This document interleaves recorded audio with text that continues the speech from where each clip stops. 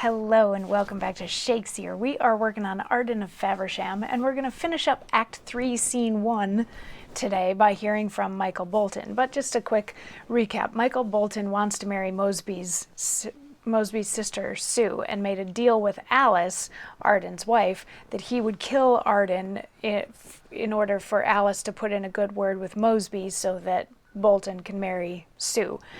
There's also Black Will and Shakebag wanting to kill Arden. They were hired by Green to do so. Green wants to get some of his lands back that were recently given to Arden, and Alice had painted out Arden to be this horrible monster, so Green was like, yes, I'll kill him. So Green has hired Will and Shakebag, who as of yet have been unsuccessful in killing Arden because Will got hit in the head with a window. But they then ran across Michael Bolton and were like, okay, we're all working towards the same thing. Let's work together towards the same thing. And Michael Bolton was like, okay, I'll leave the door unlocked tonight so you can come into Arden's house and do whatever it is that you're going to do.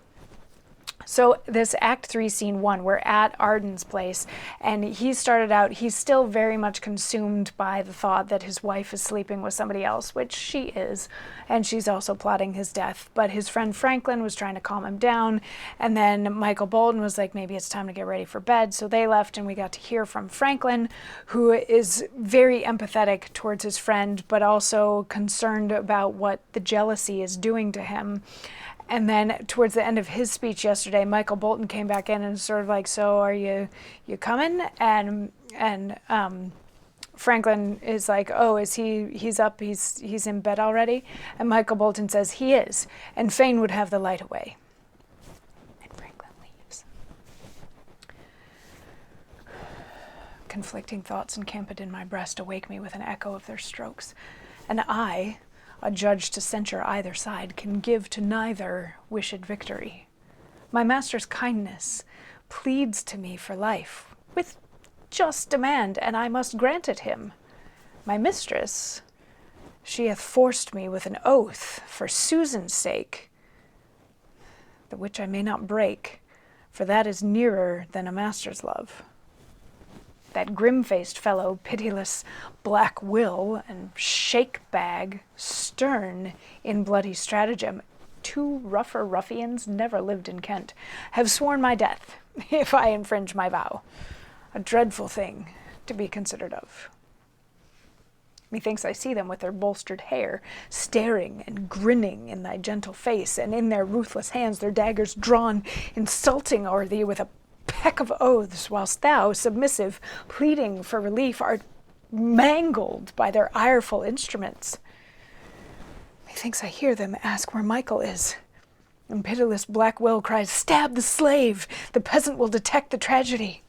The wrinkles in his foul, death-threatening face gapes open wide like graves to swallow men. My death to him is but a merriment, and he will murder me to make him sport. He comes. He comes. Oh, Master Franklin, help. Call on the neighbors, or we are but dead. So what's interesting, there's almost a smidge of Lady Mac's washing the hands speech here. What Michael is saying is he's still conflicted. He actually likes Arden quite a bit, and Arden has only ever been nice to him, so he's like, for that reason I shouldn't kill him, but I've also made this oath to Alice that for Susan's sake I'll get her, and it's more important to have a wife than a master that you love. But then also on this side we have Will and Shakebag, who Michael is quite scared of because they have sworn that they will kill him if he doesn't leave the door unlocked tonight. So then he gets into his own head and starts freaking out a little bit. He starts, imagining what it looks like when Will and Shakebag actually kill Arden, and it's terrifying. And then he starts to imagine that he's hearing them and that they're there and that they're after him instead of after Arden, and he freaks out and he starts yelling. He's like, Master Franklin, help. And Franklin and Arden come in. They're like, what is all this hubbub? What is all this noise? What is all this noise? And he's like, oh, I must have been having a nightmare. I dreamt that there were murderers breaking in and they were coming after me. And Arden's like, so you did all this, you were shouting over nothing? Like, what's the deal? Like, as long as the door is locked, we're fine. And Michael's like, I think I locked it. I think I locked it. And Arden's like, I'll go check. And he goes and checks, and the door wasn't locked. But Arden locks it, and he's like, if you make another mistake like this, that's not good.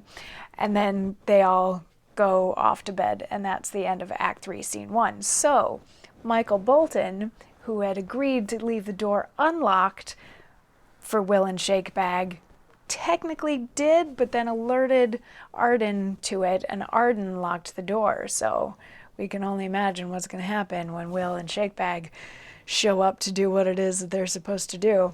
But yeah, it's an interesting speech coming from somebody who's not actually going to do the murder, but is responsible for the murder and feels very guilty about that, and wishes he could take it back. I don't know. There's a smidge of it that reminds me of Lady Mac's madness, or all-consuming guilt, which, same thing, right?